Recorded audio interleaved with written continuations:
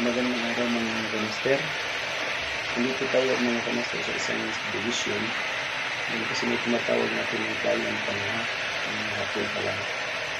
So pinuntahan natin sa subdivision sa highway sa tinatawag siya dahil yung tank lagi na lang umaapaw, lagi nag-overflow. Kaya tinignan natin mga kamaster pagbukis ko, mga kamaster bukis sa may takip niya. Umapoy yung tubig, ayun na, pumuputok pala yung float valve.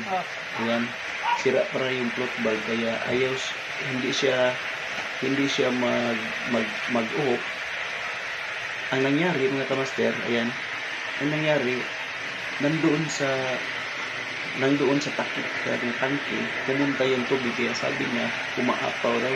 Pero wala pang mga laman ng katangke. Tingnan mo yung tangke mga kamaster. Wala pang laman, kaya tingnan natin siya. Tinawagan ko siya, sabi ko, papalitan na lang natin ng bagong float valve. Ayan, thank you mga kamaster. God bless you. Totoo.